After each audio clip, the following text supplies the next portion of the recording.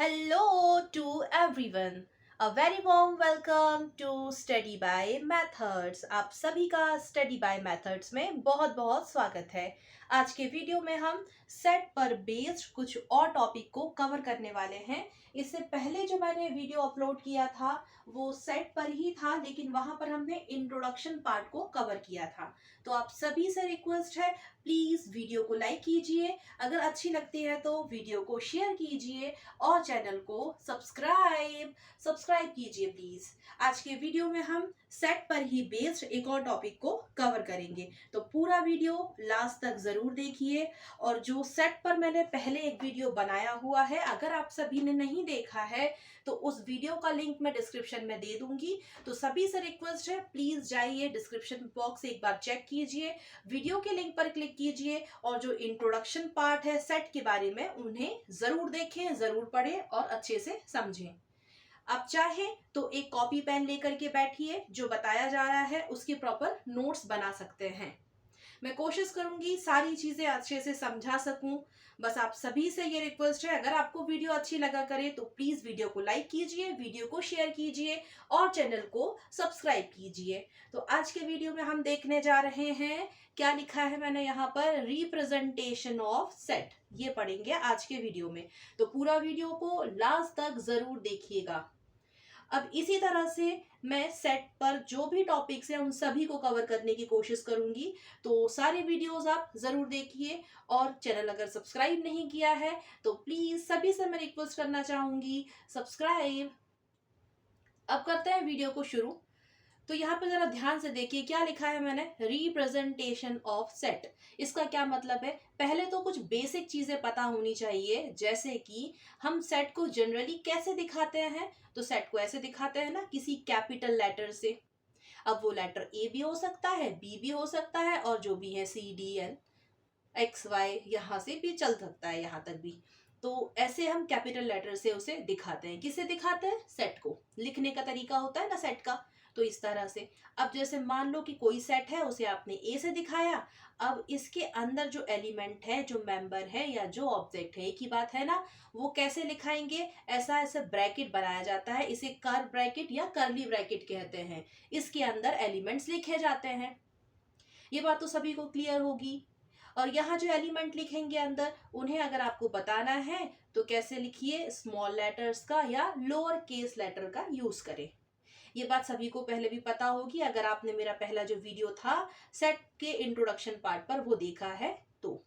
अब यहाँ हम क्या बात कर रहे हैं कि सेट को किस तरह से रिप्रेजेंट किया जाएगा, कितने टाइप होते हैं, ये हम बात कर रहे हैं। तो यहाँ पर कितने टाइप हैं उसे ध्यान से देखिए। तो सेट को रिप्रेजेंट करने के दो टाइप होते हैं, दो प्रकार होते हैं। तो यहाँ पर दो टाइप्स कौन कौन से हैं? पहला कहा जाता है रोस्टर। क्या कहते हैं? रोस्टर फॉर्म कहते हैं। और इसे एक और नाम से जाना जाता है, इसे आप क्या कह सकते हैं? Tabular form. दोनों एक ही बात है। और एक और है, इसे कहते हैं सेट बिल्डर फॉर्म। क्या कहते हैं? Set builder form. ये एक और है, सेट बिल्डर फॉर्म। तो दो तरीके हैं रिप्रेजेंटेशन ऑफ सेट या सेट को रिप्रेजेंट करने के। पहले तरीके का नाम लिखा है रोस्टर फॉर्म या इसे कहते हैं टेबुलर फॉर्म। दूसरा तरीका है सेट बिल्डर फॉर्म। ये दो तरीके हैं। आज के वीडियो में मैं इस पार्ट को कवर करूंगी, मतलब कि मैं बताऊंगी रोस्टर फॉर्म या टेबुलर फॉर्म किस तरह से लिखते हैं, किसे कहते हैं, क्या एग्जाम्पल्स हैं, क्या करना है और क्या नहीं करना है। और आने वाले वीडियो में मैं कवर करूंगी सेट बिल्डर फॉर्म को किस तरह से रिप्रेजेंट किया जाए, कैसे लिखते हैं, क्या करते हैं, क्या एग्जाम्पल से। तो देखते रहिए वीडियो को लास्ट तक। तो शुरू करते हैं यहां से कहानी रोस्टर फॉर्म। अब इसका मतलब समझिए पहले तो कि रोस्टर फॉर्म जो लिखा है इसका क्या मतलब होता है। रोस्टर फॉर्म या कह दीजिए इसे टेबुलर फॉर्म। समझने की कोशिश करेंगे क्या लिखा है। रोस्टर का क्या मतलब होता है? देखो, रोस्टर का मतलब क्या होता है? लिस्ट बनाना। क्या होता है? मतलब लिस्ट बनाना।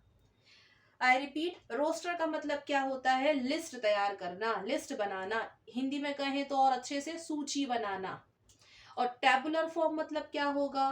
टेबुलर फॉर्म मतलब क्या होगा, यहाँ भी हम क्या तैयार करते हैं, लिस्ट या सूची तैयार करते हैं, एक ही बात है ये। अब ये तो इसका मतलब हो गया। अब और अच्छे से समझते हैं क्या होगा यहाँ पर। इसे मैं और अच्छे से समझाने के लिए ये कहना चाहूंगी कि आपको क्या करना है, एक एक एलिमेंट को, सिंगल सिंगल एलिमेंट को लिख करके दिखाना है। आई रिपीट, क्या करेंगे रोस्टर या टेबुलर फॉर्म में, एक एक एलिमेंट को, सिंगल सिंगल एलिमेंट को लिख करके दिखाना रहेगा। और अगर हम बात करें डेफिनेशन की, तो डेफिनेशन क्या हो जाएगी इसकी, देखिए मैं लिख के दिखाती हूँ और बोलते भी जाती हूँ ताकि समझ आए कि मैं लिख क्या रही हूँ। all the elements of a set are listed। सारे के सारे एलिमेंट्स को, मतलब एक एक एलिमेंट्स को लिख करके दिखाएंगे। अब यहाँ पर और अच्छे से समझने के लिए कुछ एग्जाम्पल्स मैं बताऊंगी, लेकिन उससे पहले कुछ बातें याद रखेंगे। तो मैं नोट कर करके यहाँ पे लिख करके बता रही हूँ, नोट लिख लीजिए अगर आप नोट्स बना रहे हैं तो यहाँ पर क्या याद रखना है, क्या ध्यान देना है, देखिए ये ध्यान देंगे, जो भी एलिमेंट्स होंगे ना वो रिपीट नहीं होने चाहिए। क्या कहा मैंने, जो भी एलिमेंट्स लिखेंगे वो रिपीट नहीं होने चाहिए। ऐसे इसे अंडरलाइन कर देती हूँ ताकि याद रहे, ये इंपॉर्टेंट है। क्या हमें सावधानी रखनी है, क्या गलती नहीं करनी है जब आप रोस्टर या टेबुलर फॉर्म लिखेंगे, तो याद रखें पहली गलती ये नहीं करनी है, एलिमेंट कोई भी दोबारा से रिपीट नहीं होगा, एक ही एलिमेंट दोबारा से रिपीट नहीं होगा। आई रिपीट, एक ही एलिमेंट दोबारा से रिपीट नहीं होगा। दूसरी बात क्या ध्यान रखनी है, दूसरी बात कैसे, तो इसे पहले समझिए एक एग्जाम्पल से ताकि और अच्छे से क्लियर हो। तो एक एग्जाम्पल ले रही हूँ, जैसे कि मान लीजिए कोई एक सेट ए है, कैपिटल से दिखाते हैं, तो मैंने कैपिटल ए लिखा इज इक्वल टू, अब इसके अंदर मैं एलिमेंट्स लिखूंगी, तो जो एलिमेंट्स है वो कर्ली ब्रैकेट के अंदर लिखे जा रहे हैं। तो यहाँ पर मैं लिख रही हूँ 1,2,2,3 और ये कर दिया मैंने कर्ली ब्रैकेट क्लोज। तो अब क्या ये सही है, नहीं है, क्योंकि यहाँ देखिए 1 तो ठीक है, 2 यहाँ पे भी है, 2 यहाँ पर है, 2 रिपीट हो गया ना, फिर से आ गया ना 2। और मैंने ऊपर क्या लिखा, element is not repeated, repeat नहीं होना चाहिए, यहाँ तो रिपीट कर रहा है। तो सही आंसर हम कैसे लिख के दिखाएंगे, इस तरह से लिखेंगे रोस्टर या टेबुलर फॉर्म को। कैपिटल ए ऐसा क्यों लिखा, क्योंकि सेट को जब रिप्रेजेंट करते हैं ना तो कैपिटल लेटर से बताते हैं। और कर्ली ब्रैकेट के अंदर ये सब क्या कहलाएंगे, एलिमेंट्स है ना, एलिमेंट को रिपीट नहीं करना जब हम रोस्टर या टेबुलर फॉर्म में लिख रहे हैं। तो 1 कॉमा अब 2 को एक ही बार लिखिए, और ये अब ये सही है, ये कहलाएगा, क्या कहलाएगा, रोस्टर फॉर्म। ये एकदम सही रोस्टर फॉर्म में हमने लिख दिया है। रोस्टर कह दीजिए या टेबुलर कह दीजिए, एक ही बात है। अब यहाँ पर आप चाहें तो स्क्रीनशॉट ले लीजिए, क्योंकि अब जगह नहीं है तो मुझे मिटाना पड़ेगा, तो स्क्रीनशॉट लेना है तो ले लीजिए, फिर मैं इसे मिटा करके इसे और अच्छे से समझा सकती हूँ, तो कुछ और एग्जाम्पल देख लेंगे, इसलिए तो मैं अभी इसे मिटा देती हूँ और फिर यहाँ एक और एग्जाम्पल से समझेंगे कि क्या नहीं करना है जब रोस्टर या टेबुलर फॉर्म लिखेंगे तब।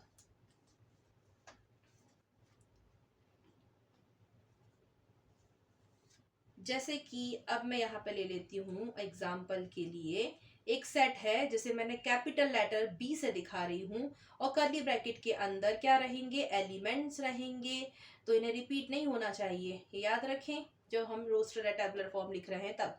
अब यहाँ मैंने लिख दिया 2 3 अगेन 3 और ये कॉमा लगाया हुआ है एंड 4 और कर्ली ब्रैकेट ऑफ।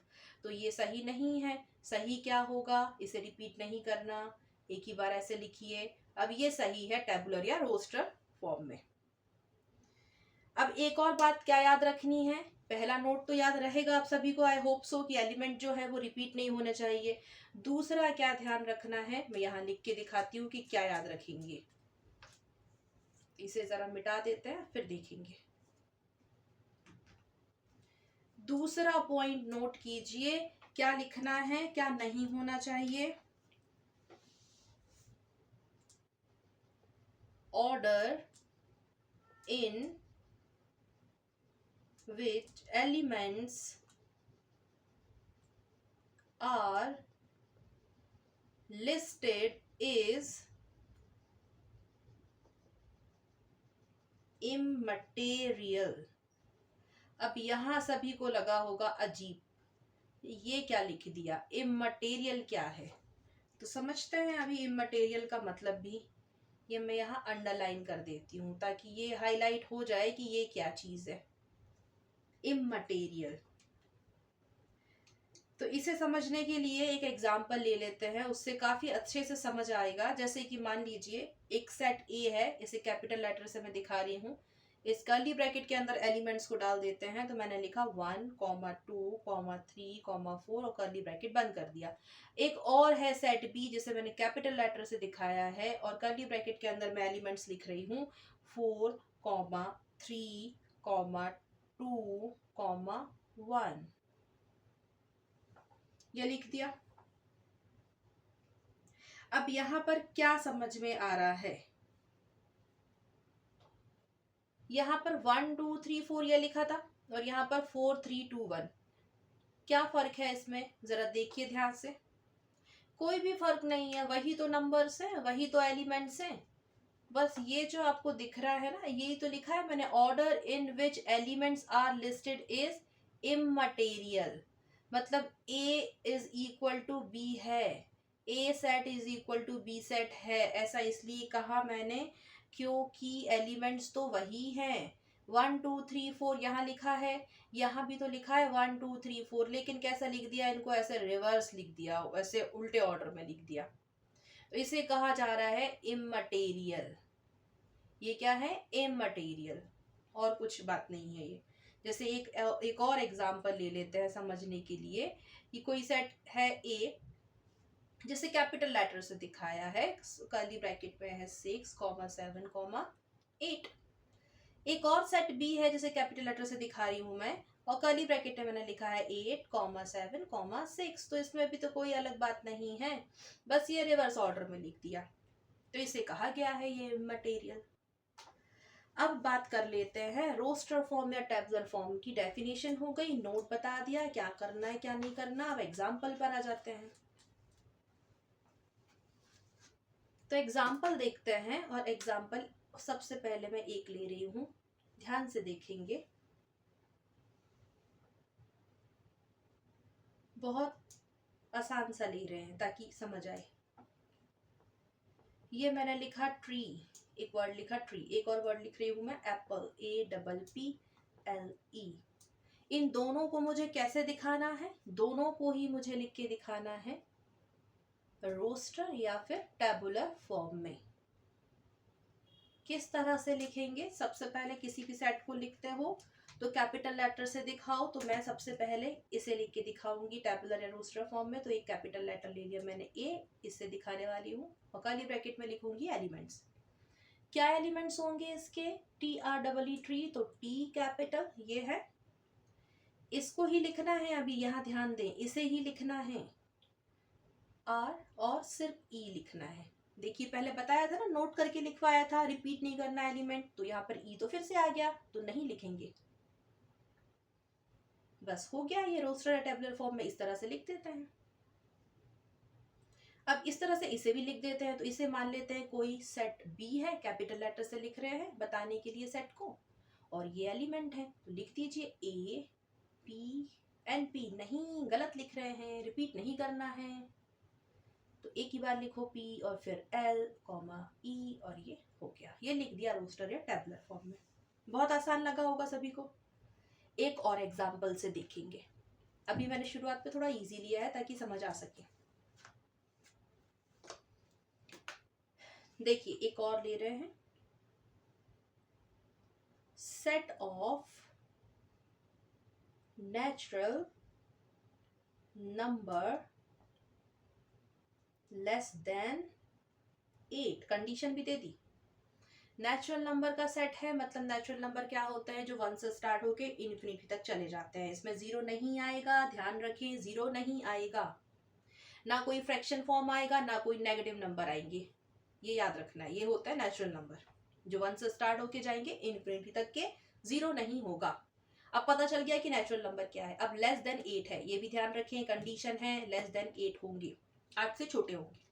तो एक मान लो सेट ए है इज इक्वल टू, अब इसके अंदर 1 2 3 4 5 6 7 तक जाएंगी, क्योंकि 8 से कम है, 7 तक रुक जाओ। ये हो गया set builder form, sorry roster form.